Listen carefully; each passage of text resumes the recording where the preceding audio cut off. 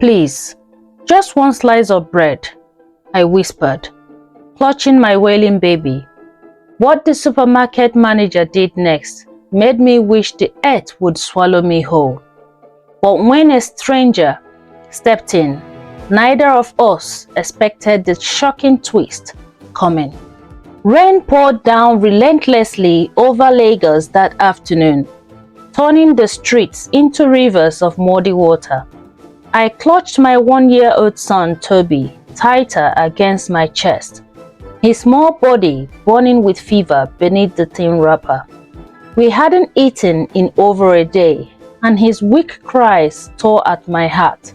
My stomach growled louder than the thunder overhead as I stood outside Fresh Mart supermarket, gathering the last shred of my courage.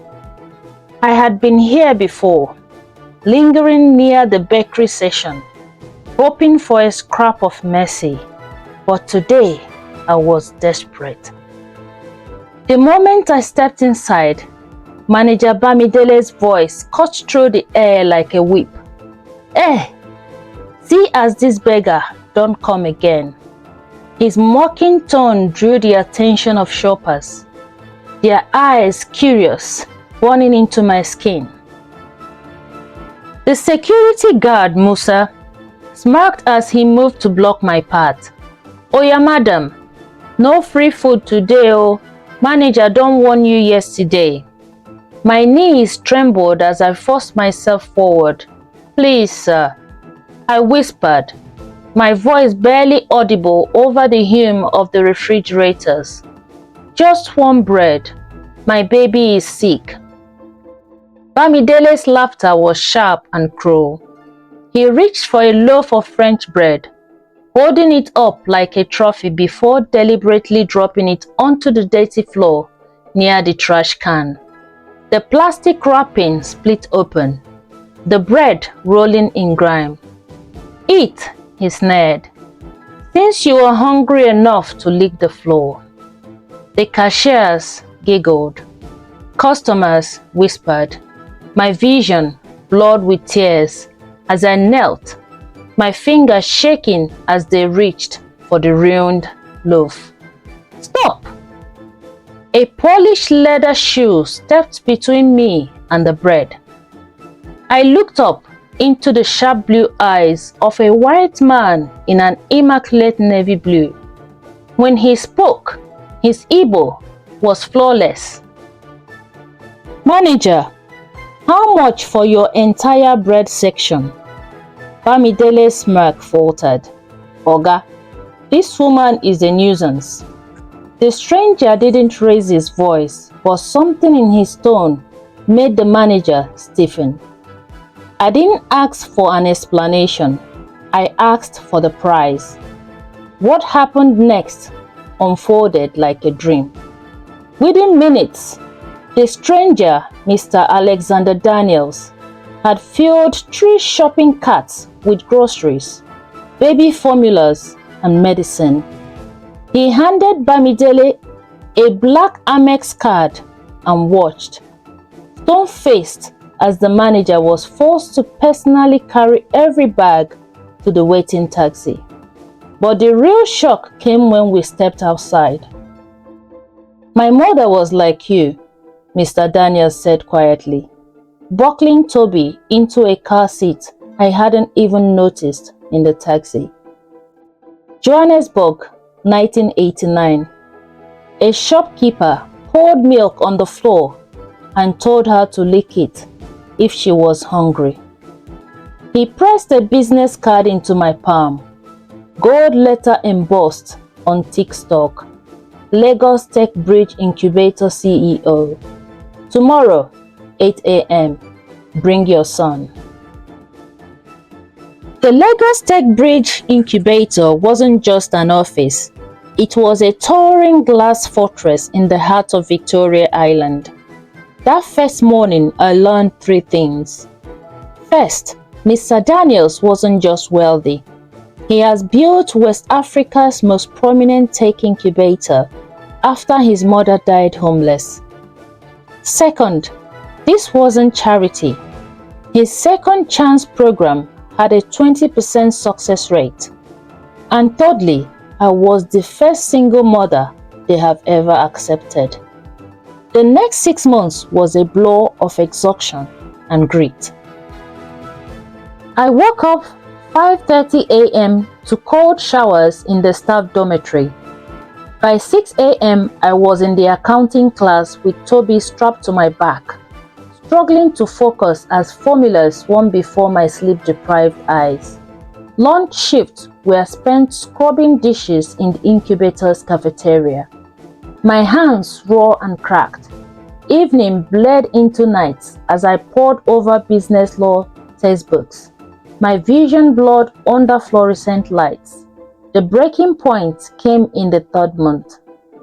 I had just failed my financial modeling test when the supply delivery arrived. There stood Bamidele unloading cleaning products in a stained fresh mat polo.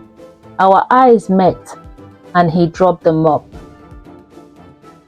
By year 2, Mama Toby's kitchen had become something I could barely recognize. 17 cloud kitchens stretched across Lagos with over $750,000 in seed funding and a waiting list of 63 single mothers desperate for employment. The day we opened our flagship location, we had an unexpected guest arrive. Bamidele, older now, his once proud shoulders slumped. Fresh Mat has fired him after the video of our encounter went viral. I didn't hire Bamidele, but I did pay for his daughter's university tuition. The morning sunlight streamed through the floor to ceiling windows of Mama Toby's kitchen headquarters, casting golden pattern across the marble floors. Employees bustled about, the scent of freshly baked bread mingling with rich Nigerian coffee. The mural stood bold and unapologetic at the entrance, vividly depicting that fateful day at Fresh Mat. But it wasn't the same image that haunted my dreams all those years ago. The artist had reimagined it, not as a moment of shame, but of transformation. I was kneeling there, but instead of reaching for bread on the floor, my hands were outstretched towards a glowing future. Toby, no longer frail and crying, was painted as the healthy boy he'd become. His tiny fingers wrapped around a loaf of bread, whole, unbroken, held with pride. And in the background, Mr. Daniel's hands wasn't just stopping me from picking up scraps, it was pulling me into a new life.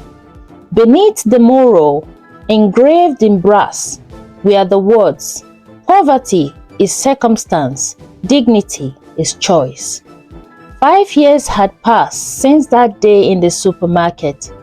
5 years of late nights, setbacks, and small victories that grew into something I could have never imagined. Mama Toby's kitchen wasn't just a business anymore, but a movement. We employed over 200 single mothers as cooks, cleaners, managers, accountants, and even franchise owners. Our No Mother Left Behind program provided free childcare so women could walk without fear. And Bamidele's daughter, Amara, she wasn't just in the university, she was also interning with us, her sharp mind already dreaming up new ways to expand. But the greatest surprise came on the anniversary of our launch. The lawyer's office was quiet when I walked in, the scent of old books and polished wood filling the air. The will had been read months ago, but there was one last envelope marked, "For when she is ready." Inside was a letter, written in his firm sloping handwriting. "Ada, if you're reading this, you have done what I have always known you would. Turn pain into purpose.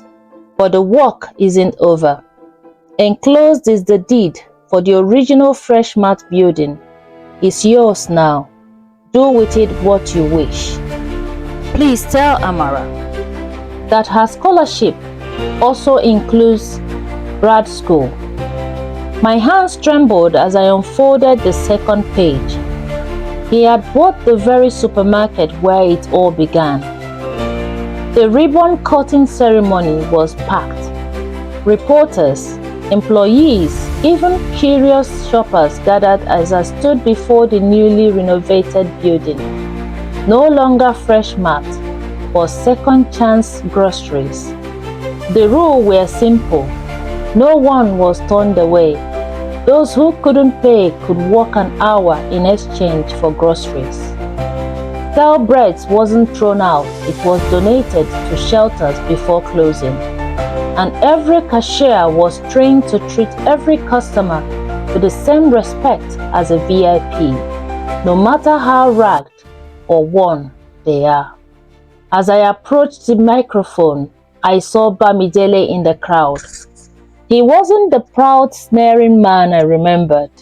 Time has humbled him. Now he stood at the back. His daughter's arm looked through his, tears in his eyes. Today isn't about revenge, I said, my voice steady. It's about rewriting the story, because hunger doesn't define you, shame doesn't own you, and no one should ever have to kneel for bread again. The applause was thunderous, but the sweetest sound, Toby, now 6 years old, strong and bright, yelling from the front, "That's my mama." The moral of the story: life's greatest trials often prepare us for our greatest calling. The hands that once pushed you down may one day look up to you in awe, and the love you give, especially to those who didn't deserve it, will always return to you multiplied.